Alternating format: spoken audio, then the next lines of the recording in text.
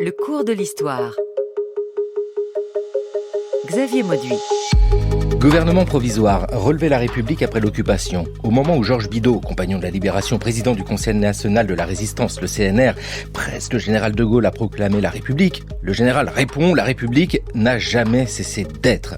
La France libre, la France combattante, le Comité français de la Libération nationale l'ont tour à tour incorporé. Vichy fut toujours et demeure nul et non avenu. Moi-même, je suis le président du gouvernement de la République. Pourquoi irais-je la proclamer ? Après l'occupation et le régime du maréchal Pétain, quel gouvernement pour la France sur un territoire peu à peu libéré, sans oublier que le premier département libéré, c'est la Corse dès octobre 1943.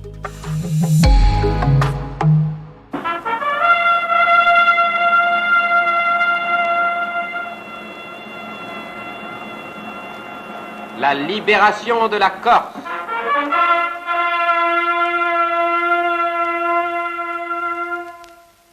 Le 6 octobre 1943, dans tout l'Empire français, les drapeaux ont flotté sur les villes pavoisées pour fêter la libération du premier département français, d'où les nazis d'Hitler ont été chassés par les soldats français de l'armée française. L'histoire dira un jour les misères, les deuils, mais aussi la volonté de la population corse entre juin 1940 et octobre 1943. Archive d'octobre 1943 sur la BBC, évidemment, qui évoque la libération de la Corse, ce long processus de libération. Bonjour Fabrice Grenard. Bonjour. Aujourd'hui, nous allons avec vous discuter de ce gouvernement provisoire, mais là encore, nous sommes, j'utilise ce mot de nouveau, sur un processus. C'est un mouvement long qui doit prendre en compte le temps de la guerre, celui de l'occupation. Oui, je dirais même que ça commence presque dès le 10 juin 1940, puisque De Gaulle cherche à incarner, à travers son discours, une France qui va continuer la lutte aux côtés des Alliés. Donc il pense déjà forcément pouvoir un jour gagner la guerre. Et une fois que la France sera libérée, il faudra bien sûr pouvoir reconstruire et restaurer un pouvoir. Fabrice Grenard, vous êtes historien, directeur scientifique de la Fondation de la Résistance, l'auteur d'ouvrages sur ce moment très particulier, notamment sur la Résistance avec votre biographie de Jean Moulin, Le héros oublié, ou encore ces réflexions sur ce temps difficile lié aux questions de ravitaillement, parce que il y a tout cela qui entre en compte quand on réfléchit au gouvernement. C'est symbolique, la continuité de la République et puis après, c'est très concret, c'est comment faire pour que les gens continuent simplement à vivre ou survivre. Oui, je pense qu'on le verra tout au long de l'émission. Il y a vraiment deux niveaux, deux niveaux à prendre en compte. Il y a la question du rétablissement d'un pouvoir républicain, puisque dès 1942, le général de Gaulle s'est engagé auprès des mouvements de résistance, avec sa déclaration mouvement, à rétablir la démocratie et la République.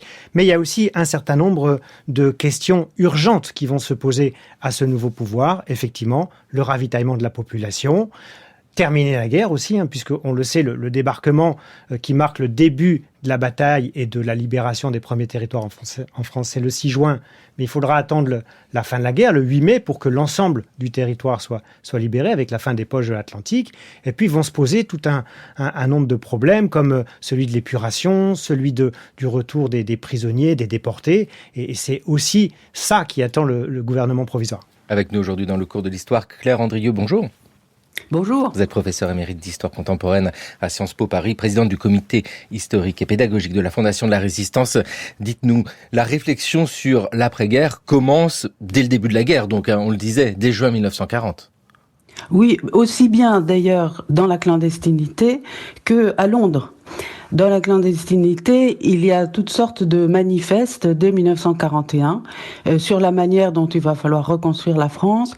Et à Londres, De Gaulle a mis en place des commissions qui produisent un travail qui ne sera pas définitif, mais qui sera repris à l'Assemblée consultative d'Alger à partir du moment où De Gaulle l'a réuni en novembre 1943. Donc c'est un processus long et qui, à partir de 1943, engage des hauts fonctionnaires présents à Londres et puis à Alger qui préparent très en détail la libération.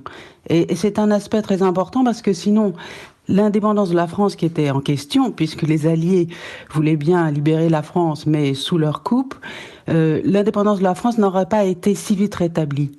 Oui, parce que ce mot de processus, on sent qu'on va l'utiliser, c'est des enjeux qui dépassent simplement des questions philosophiques ou politiques. On a ici vraiment, et pour le général de Gaulle, tout l'aspect militaire qui est sa préoccupation évidente, mais également cet aspect de lutte et de puissance avec les Alliés. Claire Andrieux, quand vous nous dites que les Alliés envisagent un gouvernement pour la France, est-ce que cette idée que la France, une fois libérée, puisse être mise sous la coupe, notamment des États-Unis, c'est quelque chose qui est une idée vraie?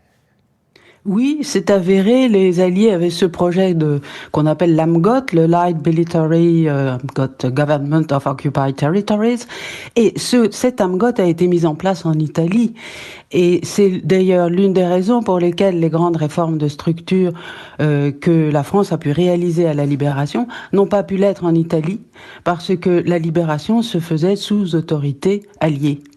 Ce n'est qu'une des raisons, il y en a d'autres. Mais c'est un facteur important.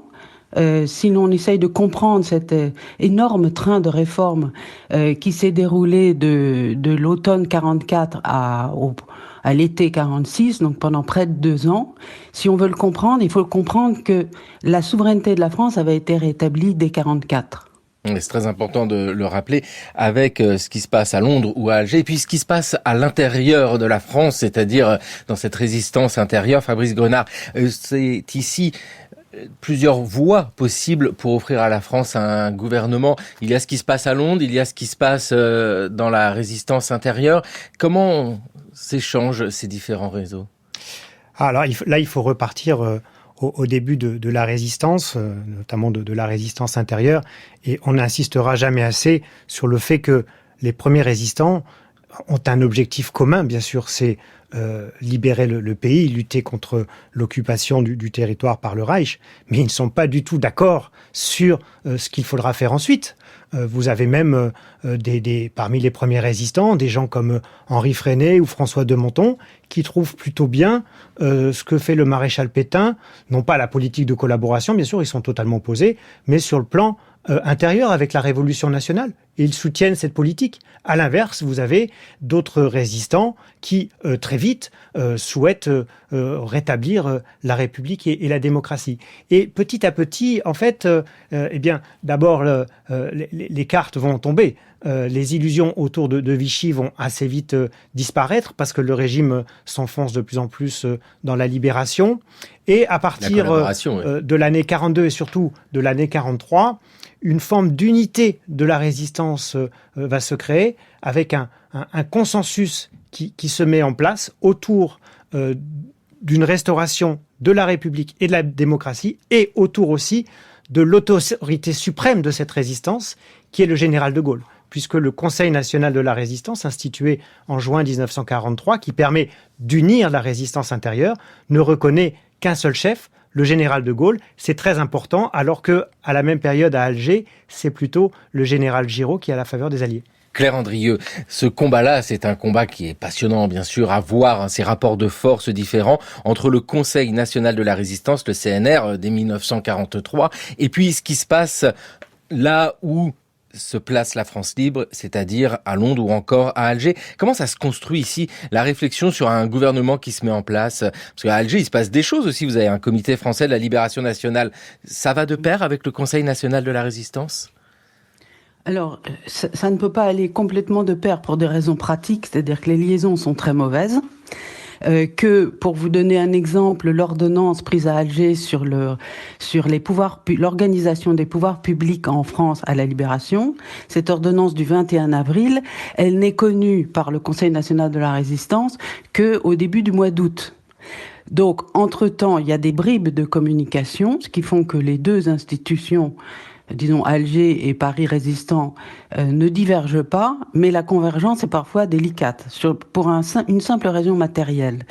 Ensuite, il y a une rivalité entre le Conseil national de la résistance et le CFLN, qui tient au fait que le CNR étant sur place, tente à se poser en exécutif de la résistance. Ce qui ne peut pas vraiment être, puisqu'il n'a pas les liaisons radio. Mais il y a cette tendance du CNR à se considérer comme souverain. Ce qu'il ne sera en fait finalement que quelques jours du 19 août au moment du lancement de l'insurrection, jusqu'au 25 août, au moment où De Gaulle arrive à Paris. Et dans cette phase-là, le CNR est en effet souverain. Et sinon, il y a un partage des tâches qui se fait de manière un peu, disons, cas un cas, mais qui se fait tout de même sans rupture des relations, sans cassure grave. Et cela est facilité par deux facteurs. Premièrement, le CNR n'est pas une monade isolée. Le CNR est constamment assisté par un représentant de De Gaulle à Paris. Un représentant et son équipe. Et pour la fin 44, c'est Alexandre Parodi qui essaye de concilier ce qui ressemble souvent à des contraires. Et au sein même du CNR, il y a deux personnalités conciliatrices. Il y a Georges Bidault qui préside et il y a Louis Saillant. Louis Saillant représente la CGT et Georges Bidault représente les démocrates populaires, c'est-à-dire ce qu'on appelle aujourd'hui les démocrates chrétiens. Il y a donc des forces de compromis en place et je dirais qu'à un cas, le compromis tient bon, sauf pendant quelques heures au moment où une partie du CNR décide la trêve à Paris, au moment de la libération. Oui. Et l'autre partie du CNR est contre. Mais au bout de 24 heures, l'entente se fait pour la reprise des combats. Le CNR, le Conseil national de la résistance, souverain quelques jours, nous dit Claire Andrieux, à l'été 1944, au moment de la libération de Paris. Fabrice Grenard, oui, ici, ce sont des mondes qui essayent, et moi j'aime bien de mettre en place ce côté très pratique, qui essayent de communiquer. Il faut replacer tout cela dans le contexte, ce n'est pas facile. Comment s'organise en fait la relation entre ce Conseil national de la résistance et puis ce qui se passe ailleurs, c'est-à-dire la France libre, avec ces relations sans cesse, malgré tout. Il y a l'idée que un gouvernement peut être mis en place en parallèle du gouvernement de Vichy. Mais quel est-il ? Est-ce que c'est plutôt le CNR ou est-ce que c'est plutôt ce qui se passe à l'extérieur, c'est-à-dire le Comité français de la libération nationale, le CFLN ? Effectivement, il y avait un risque qu'on a pu constater dans d'autres pays européens. C'est en fait une concurrence des pouvoirs, avec un pouvoir constitué à Londres, aux côtés des alliés, c'est le général de Gaulle, et un pouvoir constitué au sein de la résistance intérieure, dans la clandestinité, c'est le CNR. Et il aurait pu, à la libération, y avoir ces deux pouvoirs concurrents, revendiquant chacun l'exercice du pouvoir. Et c'est là que va intervenir un acteur déterminant, c'est bien sûr Jean Moulin. Jean Moulin qui rencontre pour la première fois le général de Gaulle à Londres en octobre 1941. De Gaulle est séduit par cet ancien préfet, ce haut fonctionnaire, qui connaît la résistance en zone sud, puisqu'il a pu rencontrer un certain nombre de chefs comme Henri Freinet. Et il décide donc de le nommer comme son délégué en France, d'abord en zone sud, et puis ensuite il sera délégué du général de Gaulle pour toute la France, avec une mission qui est celle d'unir la résistance intérieure dans toutes ses composantes et de la placer sous la seule autorité du général de Gaulle, pour finalement que, voyez, ce conflit latent se résolve. Et Jean Moulin va parfaitement remplir sa mission, même si ça a été très dur, très compliqué, parce qu'il faudra convaincre notamment les chefs de mouvement qui s'estimaient à peu près aussi légitimes que le général de Gaulle pour incarner à eux seuls la résistance. Voilà, il faudra les convaincre de se placer derrière de Gaulle, de se placer derrière Londres. Mais Jean Moulin va réussir cela, et surtout, il va instaurer une institution qui va être déterminante. Claire Andrieux en a déjà dit un mot tout à l'heure, c'est la délégation générale. La délégation générale, c'est en fait ce qui va faire le lien entre le CNR et la résistance extérieure, qui devient donc le CFLN à partir de juin 1943. Jean Moulin est arrêté à Caluire quelques semaines après la première réunion du CNR, mais la délégation générale, elle va se maintenir, va se développer, et effectivement, elle est incarnée au moment de la libération par deux personnages, Alexandre Parodi, donc haut fonctionnaire, qui a plutôt une mission politique, et Jacques Chaban-Delmas, qui lui est une sorte de délégué militaire. Au moment de la libération, en août 1944, il y a toujours un gouvernement, en tout cas reconnu par les Allemands, c'est celui du maréchal Pétain, sauf que le maréchal est enlevé. Garde, vous étiez de faction devant la porte de l'appartement du maréchal au moment où les Allemands se sont présentés. Oui, nous étions trois juste devant la porte du maréchal, un chef et nous étions deux gardes. avec mission de ne laisser entrer personne, de ne pas nous déplacer en aucun cas. Et les Allemands, comment deviez-vous les recevoir? Nous avions ordre de ne pas employer les armes, parce que le maréchal ne voulait pas qu'il y ait de sang ni de parc ne soit mis à sang ni à feu. Bon, alors comment avez-vous vu la scène, vous? Eh bien, j'étais juste au ras de la porte lorsque les Allemands sont amenés avec des bruits de vitres et tout ce qui s'ensuit en brisant les grilles. Oui, ils avaient déjà forcé les grilles. D'accès. Et lorsqu'ils sont arrivés, nous ne bougions pas. Mais comme ils étaient armés, le colonel nous a fait déplacer pour laisser passer les Allemands qui voulaient à tout prix passer. D'un coup de botte, un Allemand a enfoncé la porte et les glaces sont tombées. La première baie vitrée. La première baie vitrée, oui. Alors, le maréchal est encore resté 1 heure environ chez lui, et quand il est sorti, qu'est-ce qu'il vous a dit? Et le maréchal nous a fait un petit signe amical et il avait l'air très peiné. Et il a fait ses adieux à tout le monde. Et Madame la maréchale? Madame la maréchale est venue nous serrer la main et nous a dit en pleurant à moitié « Adieu les gardes ». Et nous aussi, nous avons été obligés de pleurer parce que c'était tellement émouvant. Témoignage étonnant du 20 août 1944 d'un garde du maréchal Pétain au moment où le maréchal est enlevé par les Allemands pour être conduit en Allemagne à Sigmaringen avec à ce moment-là on va dire une vacance, il n'y a plus Vichy mais en tout cas il y a des propositions Claire Andrieux à côté. Alors dans ces propositions ça y est, il y a un gouvernement provisoire depuis seulement quelques mois. Le Comité français de la libération nationale s'est transformé en gouvernement provisoire au mois de juin.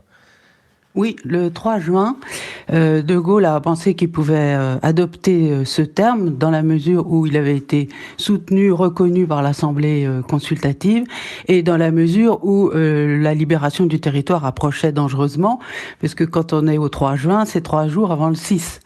Même si De Gaulle n'était pas au courant de la date précise du débarquement, il savait que ça était imminent et donc il était important de marquer l'indépendance de la France. La France disposait d'un véritable gouvernement, provisoire certes, mais quand même, et pas seulement d'un comité. Pour De Gaulle, ce mot de gouvernement était essentiel. Oui, c'est important. C'est un gouvernement, c'est-à-dire que le mot, même s'il y a ce provisoire derrière, qui appelle d'ailleurs à une réflexion sur le futur, ce mot de gouvernement, c'est une proposition. Il n'y a pas de vacances de pouvoir, en tout cas, les Alliés savent à qui s'adresser. Dites-nous, Fabrice Grenard, c'est en cela que, en juin 1944, le général de Gaulle met en place ce gouvernement provisoire de la République française. On l'a dit tout à l'heure, dans son esprit, la République ne disparaît jamais, elle est en continuité, mais là, maintenant, voilà, il y a des institutions qui peuvent rebâtir le pays. Oui, si vous voulez, il y a 3 enjeux. Il y a effectivement le problème des Américains avec l'AMGOT dont on a déjà parlé, mais j'en redirai un mot.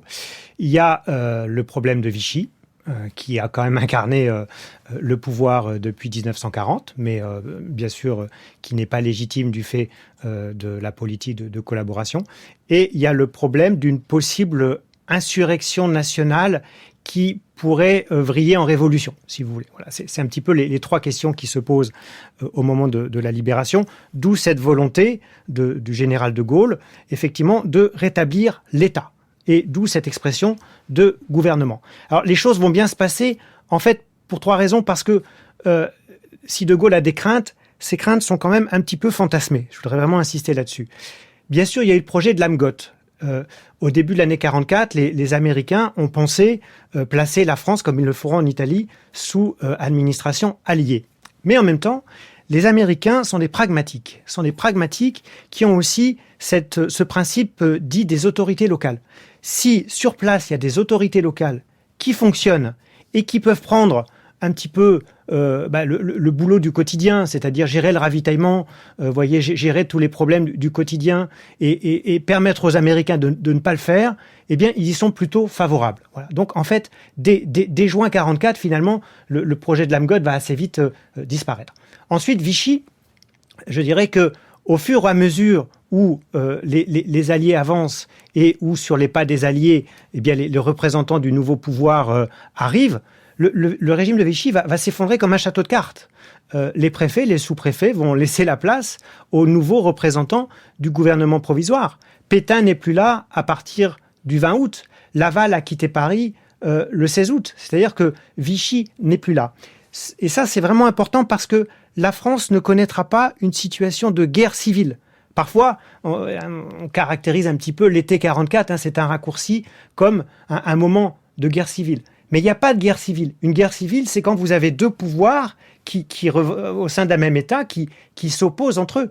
C'était le cas en Italie, par exemple, avec la République de Salo et avec le Comité de libération nationale. Et ça dure jusqu'en avril 1945 et l'exécution de Mussolini. En France, il n'y a pas de guerre civile puisqu'il y a un pouvoir qui remplace un autre, en fait. Vous voyez ? Donc, il y aura bien effectivement des combats un peu fratricides entre miliciens, maquisards, etc.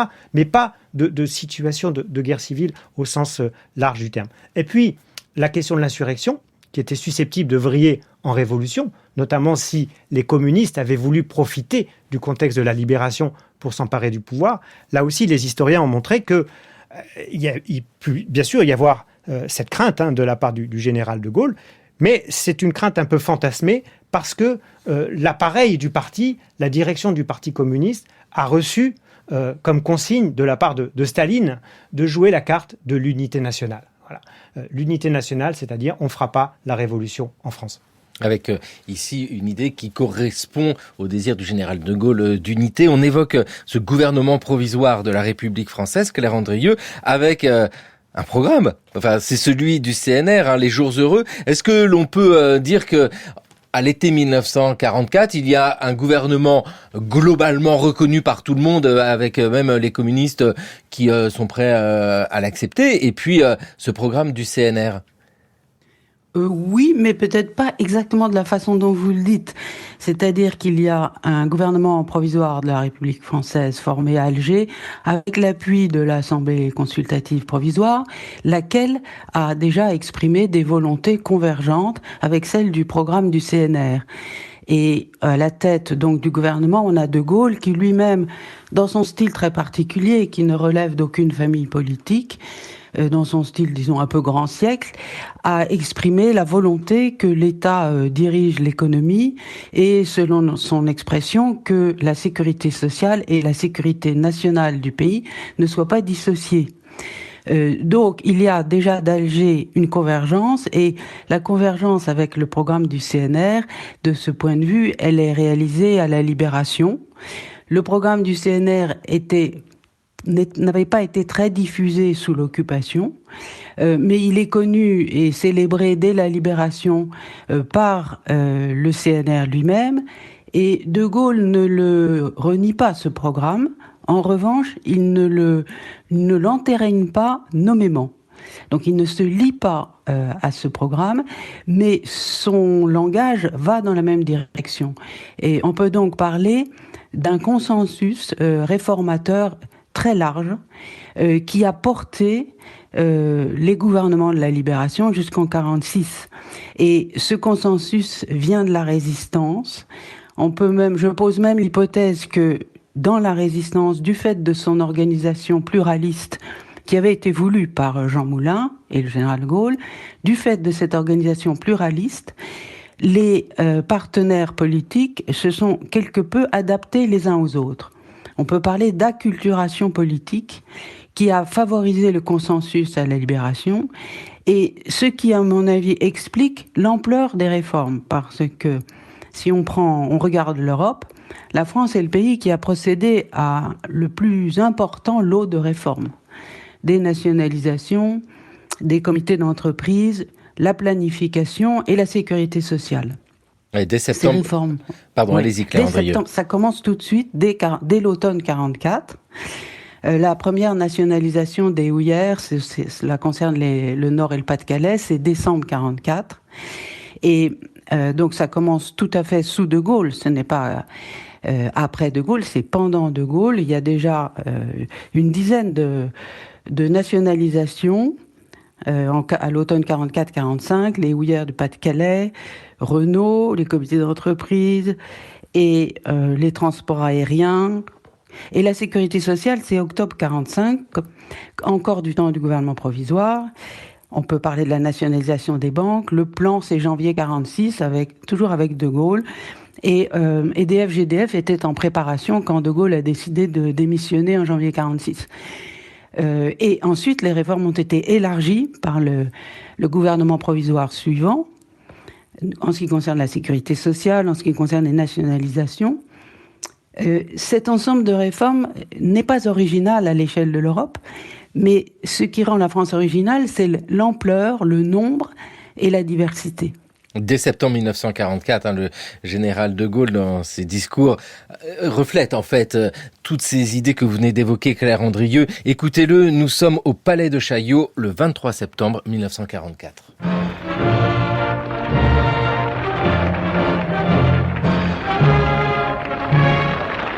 Le palais de Chaillot est trop petit. Aucun palais, aucun stade ne serait assez grand. Mais Paris tout entier l'écoute et l'entend, groupé autour des haut-parleurs qui vont porter la voix désormais familière à la ville tout entière, au pays et au monde.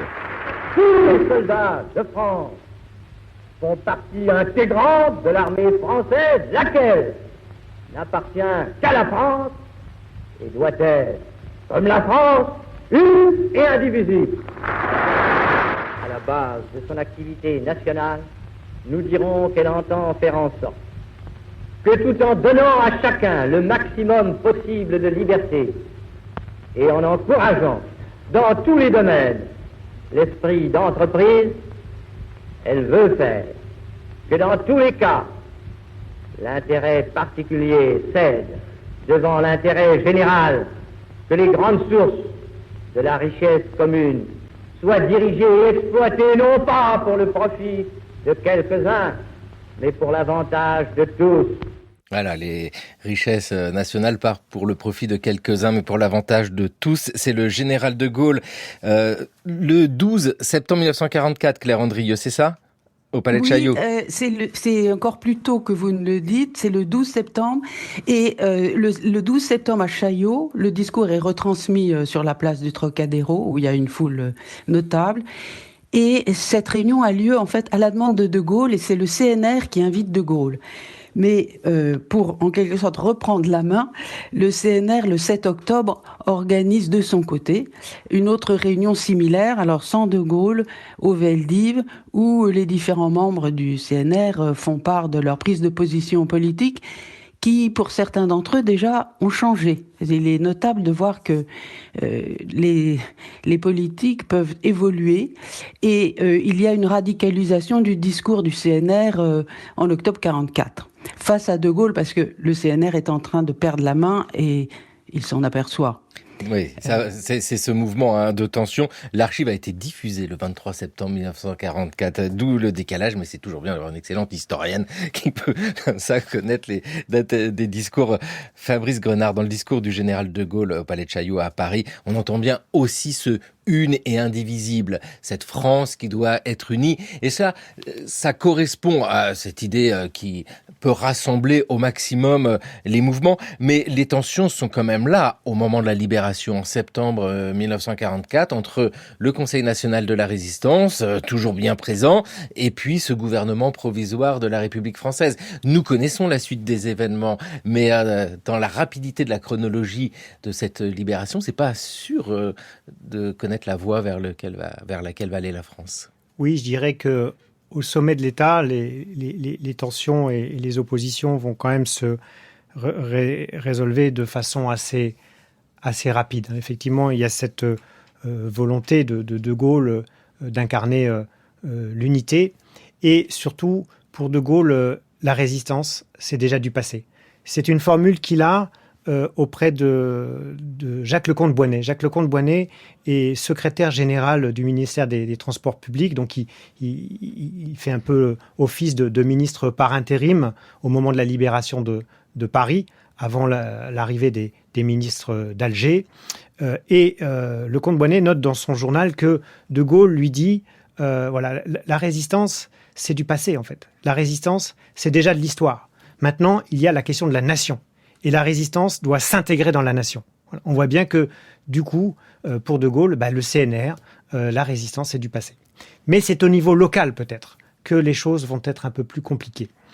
Parce que là, il faut vraiment insister sur le contexte même de la libération. Vous avez des régions qui sont libérées par les Alliés. Tout l'Ouest, voyez, ensuite le couloir rhodanien après le débarquement de Provence. Et là, les autorités nouvelles du GPRF les préfets, les commissaires de la République arrivent vraiment sur le talon des alliés et rétablissent tout de suite l'autorité de l'État. Mais vous avez un certain nombre de régions qui vont s'auto-libérer en absence des alliés, notamment en août 1944, à partir du moment où les Allemands commencent leur retraite. C'est le cas, par exemple, de tout le sud-ouest. Limoges, Toulouse, Brive sont des villes qui s'auto-libèrent. Et là, les préfets du GPRF, les commissaires de la République, au moment de la libération, ne sont pas en place. Et ils ne vont parfois arriver que 2-3 semaines plus tard. Et donc, ce sont les autorités issues de la résistance locale, notamment les comités départementaux et comités locaux de la libération, qui vont incarner le pouvoir et qui vont même incarner un pouvoir finalement assez fort, assez dur parfois, notamment sur le plan de l'épuration, pendant 2-3 semaines. Et évidemment, ils auront beaucoup de mal ensuite à remettre ce pouvoir à un préfet, un commissaire de la République qu'ils ne connaissent pas forcément et qui leur est imposé par le GPRF. Oui, le gouvernement provisoire de la République française avec la figure, vous l'avez évoqué, Fabrice Grenard, de Jacques Lecomte-Boinet, résistant évident et un des grands noms de la résistance qui, en 1944, et là nous sommes en novembre, évoque la nécessité de maintenir l'ordre. N'avons-nous pas réalisé là la véritable fusion de toutes les classes qui ont fourni au creuset commun leurs individus les meilleurs, tous ces hommes sans uniforme qui se déclarèrent prêts au suprême sacrifice pour la grandeur de la France. C'est là que réside la révolution, et c'est dans ce sens que nous sommes révolutionnaires.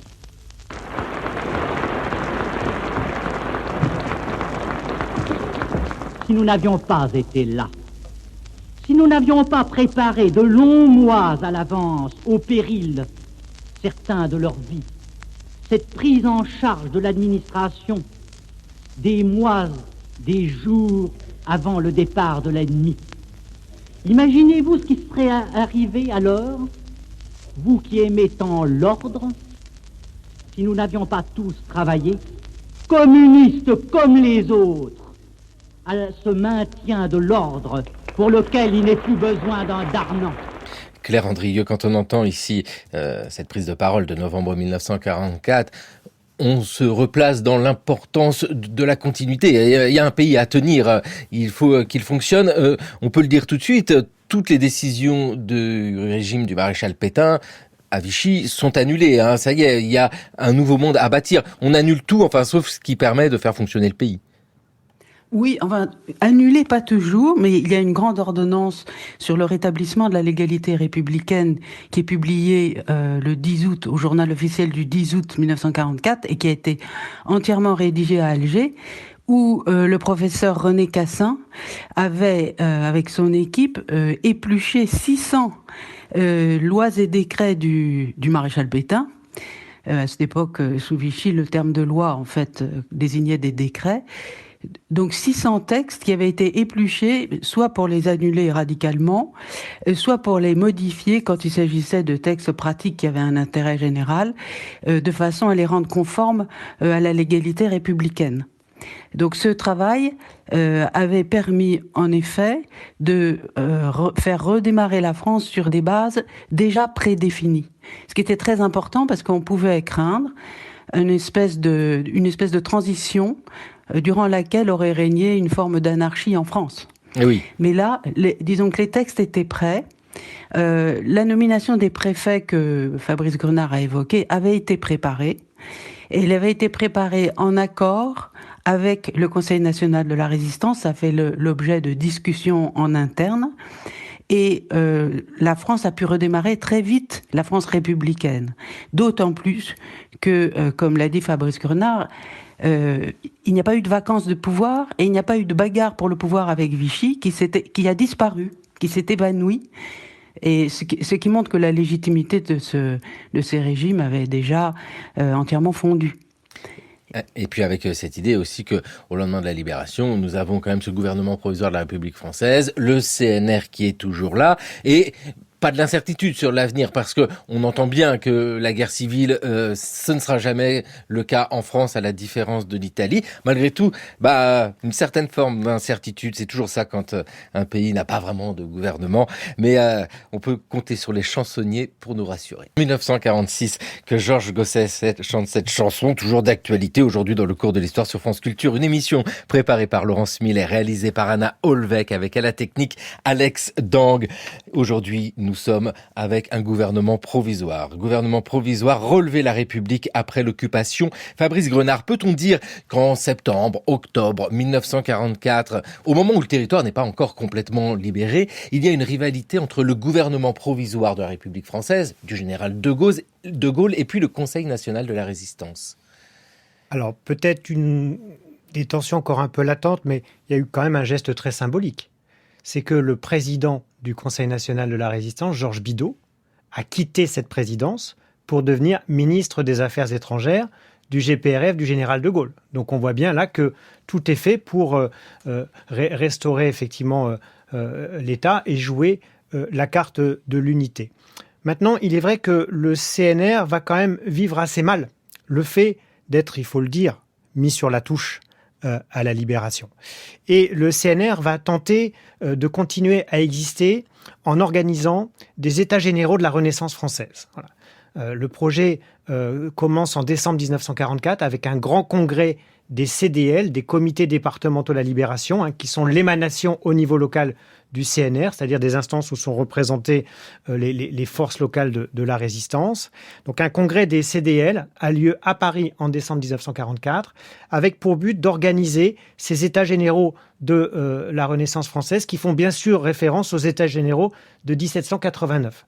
Et dans toute la France, les CDL vont essayer de recueillir les aspirations, les revendications des Français. On se remet à écrire, si vous voulez, des cahiers de doléances, et avec un grand travail de restitution qui intervient en juin 1945. Donc tout ça est très intéressant sur une volonté, si vous voulez, de démocratie locale, de démocratie populaire, mais en réalité, on reste dans l'ordre du symbolique, puisque le GPRF, lui, considère que le CNR est une instance du passé, et les CDL également, et tout ça n'a qu'un rôle symbolique et consultatif. Claire Andrieuse, dans le processus qui nous intéresse, c'est un mouvement très intéressant de voir comment le Conseil national de la Résistance est mis peu à peu de côté sans être totalement effacé, et au contraire même, ce que vient de nous dire Fabrice Grenard, il correspond aux yeux du général de Gaulle au passé, mais pris en compte quand même. Enfin, c'est extrêmement subtil ce qui se passe ici. On le met de côté, mais sans le renier. Oui, tout à fait. Je voudrais rappeler, dans la situation du GPRF à la Libération, que si finalement les choses se sont passées relativement bien, les tensions étaient très fortes.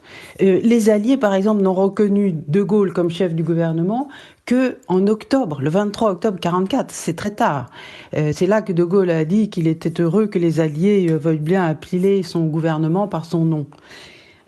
Donc il y a des tensions très fortes, mais ça ne mène pas à des affrontements.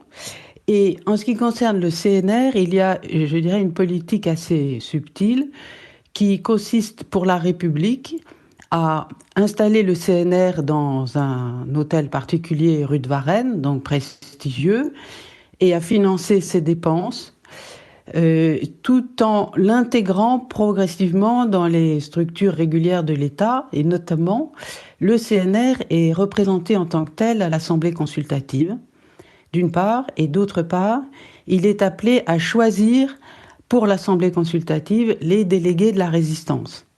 Il a donc là un rôle important, mais qui se situe au niveau de la consultation et un peu au niveau de la proposition d'ordre législatif au sein de l'Assemblée, mais ce n'est plus un exécutif comme pendant l'été 44, le CNR espérait peu ou prou jouer ce rôle.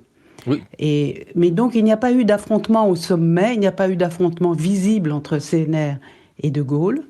En revanche, il y a eu des tensions Et il y a eu certaines déceptions de la part de certains membres du CNR, certainement.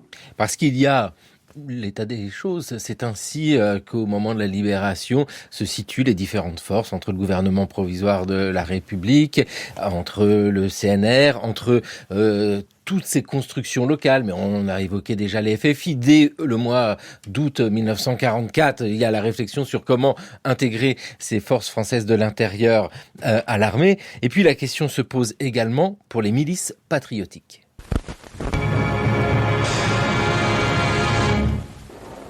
Au Vélodrome d'hiver, l'ambiance des journées historiques.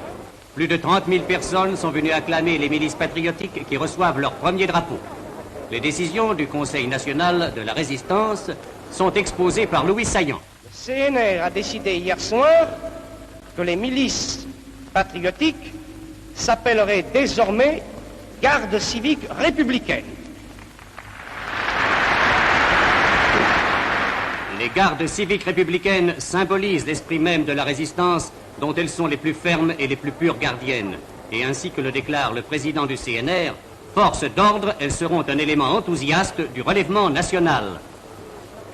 La réunion des gardes civiques républicaines au Vélodrome d'hiver, nous étions le 10 novembre 1944. Fabrice Grenard, ces milices patriotiques, qui sont-elles ? Alors, ces milices patriotiques, elles ont été instituées dans la clandestinité et au moment de la libération. C'est un petit peu, si vous voulez, le bras armé des comités départementaux de la libération dans les départements. Voilà, ce sont des milices armées.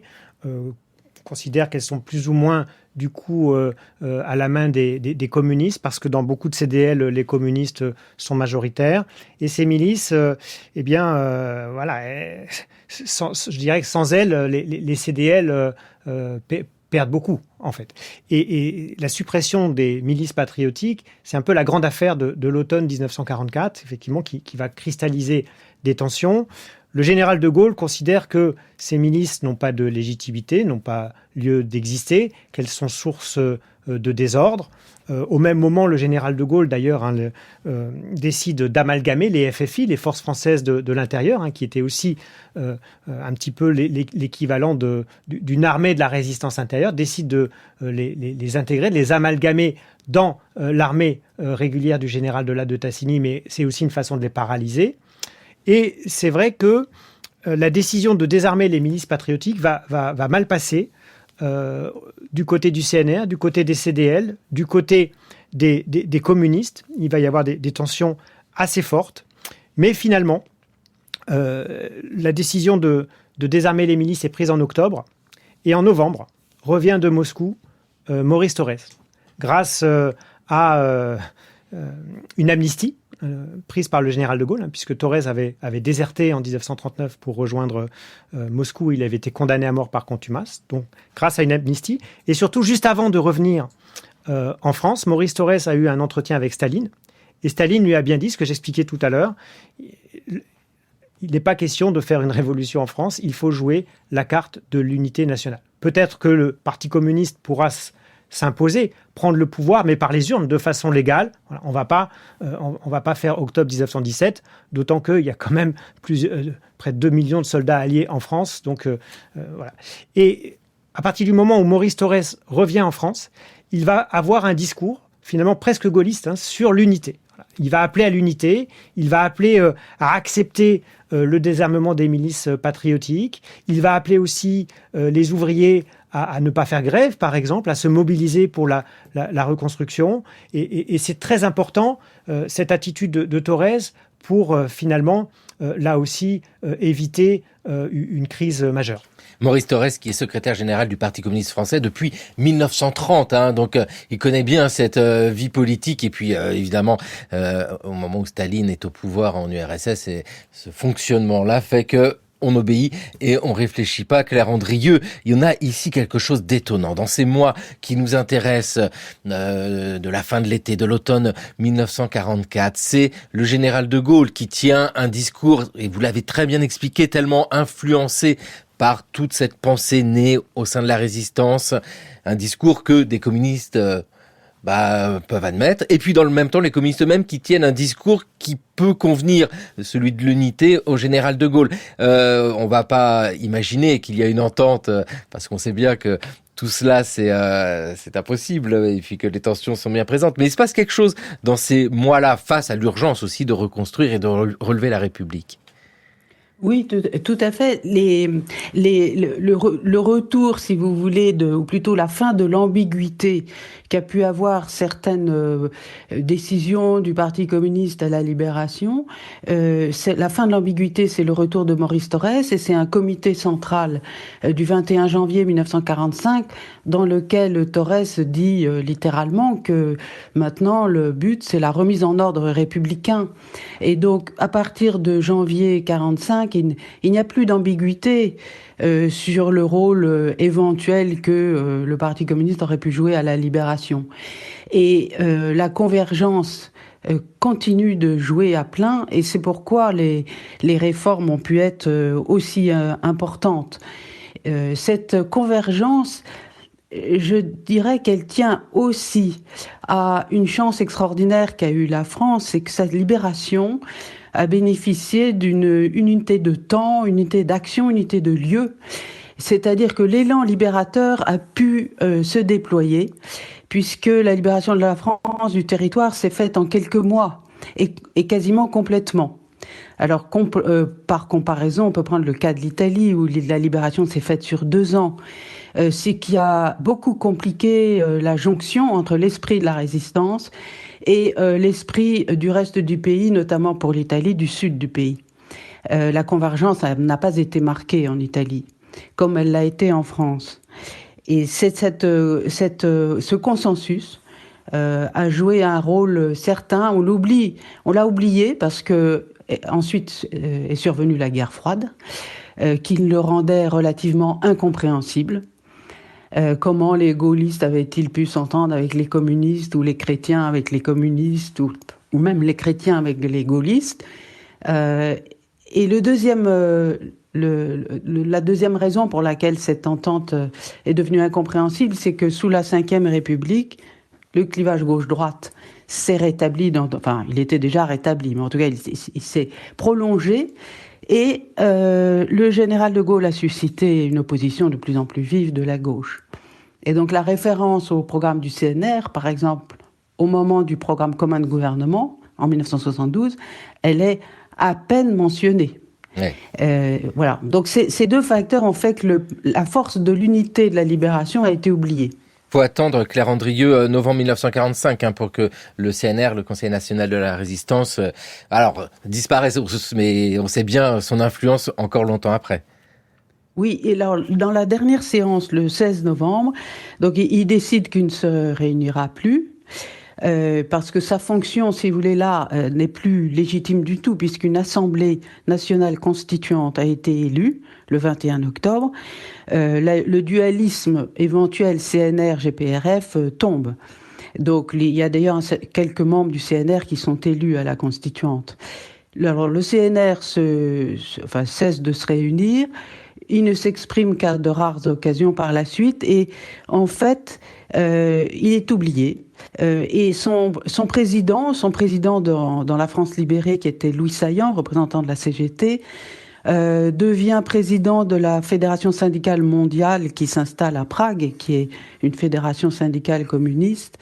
Et par conséquent, là aussi, le destin du CNR se trouve en quelque sorte effacé par la guerre froide. Avec ce gouvernement provisoire de la République française qui est confronté, au-delà de tout ce que nous évoquons de politique, voire d'institutions, de constitution, etc., de la réalité et du vécu. On a parlé du ravitaillement, il y a le retour des prisonniers, il y a le retour des déportés survivants aussi, Fabrice Grenard. Oui, c'est vraiment, ce sont des questions très, très importantes, parce qu'effectivement, aujourd'hui, on parle de ces grandes réformes de structure qui sont très importantes, du rétablissement de la République, etc. Mais pour les Français qui ont vécu ces moments, les priorités, c'est notamment pouvoir survivre, pouvoir manger. Beaucoup de Français, d'ailleurs, pensaient que la libération du pays amènerait la fin des restrictions, parce qu'on estimait que les restrictions, c'était des conséquences de l'occupation. Mais les restrictions, c'était aussi les conséquences de la guerre Or, la guerre, elle continue, et puis ensuite, il faudra reconstruire, et donc, le rationnement va se maintenir. Alors que beaucoup de Français avaient déchiré leur carte d'alimentation lors des journées de la libération de Paris, la libération de Lyon. Et là, il y a des déceptions aussi qui vont se développer. Ramadier, le ministre du ravitaillement au sein du gouvernement provisoire, est surnommé par l'opinion ramadiette. Voyez. Et puis, il y a la question du retour des déportés, des prisonniers, de tous ceux qui se trouvent en Allemagne en 1944, et malgré nous aussi, plus de 2 millions de personnes. La France est le pays qui a le plus de personnes en Allemagne après l'URSS. C'est Henri Freinet, ministre des prisonniers de guerre et des déportés, qui va avoir la lourde tâche d'organiser ce retour. Là aussi, ce sont des choses qui vont être très compliquées. Il y a l'inflation qui va très vite se développer. On va mettre en place un système d'échange des billets, grande opération qui a un petit peu affolé l'opinion de l'époque parce que on a demandé aux Français d'aller donner tous leurs billets dans les banques, les bureaux de poste pour en recevoir d'autres. Voilà, le GPRF, c'est aussi bien sûr, c'est aussi tout ça.